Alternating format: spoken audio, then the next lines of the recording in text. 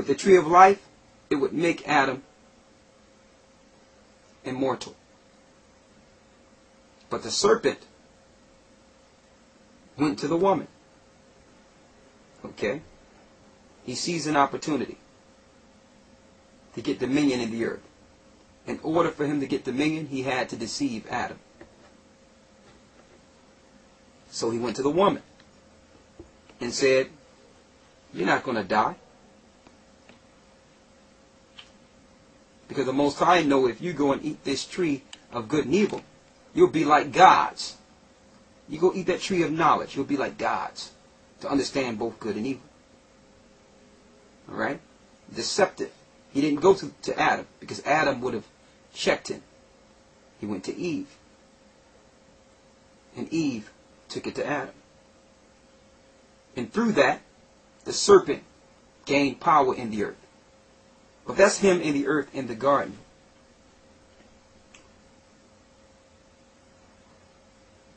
Let's go to the 15th verse.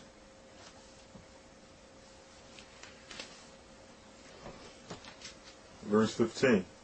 And I will put enmity between thee and the woman, and between thy seed and her seed. So after Eve was deceived and fell to this serpent, this spirit, his spirit had an agenda. There was a curse that was put on mankind, that man had to till the ground now. That man would one day die. And this is the curse that was laid out. That he would put enmity between the woman's seed and the serpent's seed. Read that part again. Verse 15. And I will put enmity between thee and the woman, and between thy seed and her seed. Go ahead. And it shall bruise thy head, and thou shalt bruise his heel. So, the Most High was showing a war, a spiritual war, that would manifest itself in the physical. That until the consummation, Satan's seed would be in variance, continual variance, against the woman's seed. Continual variance. So all through the earth, until the consummation, from the beginning, there will be a battle between good and evil. And it would manifest itself in the physical. Alright? So now, in order for Satan's seed to battle against the woman's seed, he must get dominion in the earth. And through this dominion, eventually take down and destroy the righteous seed in the earth. And you're going to find he would use men determination for power, and vanity, government, and religion. You must get them through what they believe and their institution of life. He did this through each society. And I'm pointing this out because we're taught that the God in the Old Testament was this bad guy. He was a different God. That's why we don't read the Old Testament.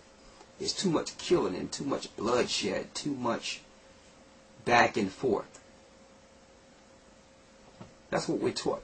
But we don't know why there was so much bloodshed. You're going to find out that there were bloodshed because of these two seeds battling in the Old Testament. The Most High, through each of these wars in the Old Testament, was putting his seed, which is his chosen people, in variance against the serpent seed. And each time these wars would escalate, the serpent would get away and started in another government. Yes.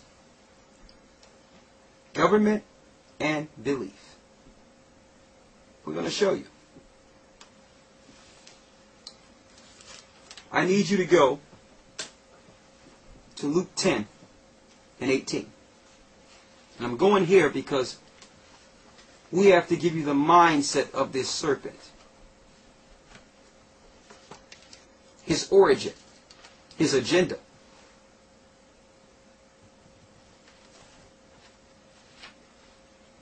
Luke 10 and 18.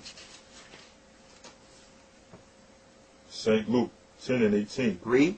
And he said unto them, I beheld Satan as a light falling from heaven. Read it again. And he said unto them, I beheld Satan as lightning fall from heaven. So Christ says he beheld Satan as lightning fall from heaven. When did he beheld? It says, I beheld, to let you know that the Spirit of Christ was there in the beginning. And he beheld that spirit that's in Satan hurled from the heavens. He's seen that spirit hurled or thrown to the earth. That's before the garden. So you read Genesis and you go right into the story of the serpent and don't know that the serpent spirit predates the garden. So when it says, let us make man in our image in Genesis, it was talking about the Son, Father, and the Holy Spirit. Christ was there in the beginning when the heavens was made, his spirit. And he beheld Satan hurled to the earth as lightning. Why? We're going to show you why. So he didn't just creep up into the garden and had a problem with mankind for nothing. Okay? He had an agenda. There's a reason Satan wanted to attack and destroy the creation or the image of the Most High in this earth, because he had indignation against the Ancient of Days, the Most High or higher. Okay?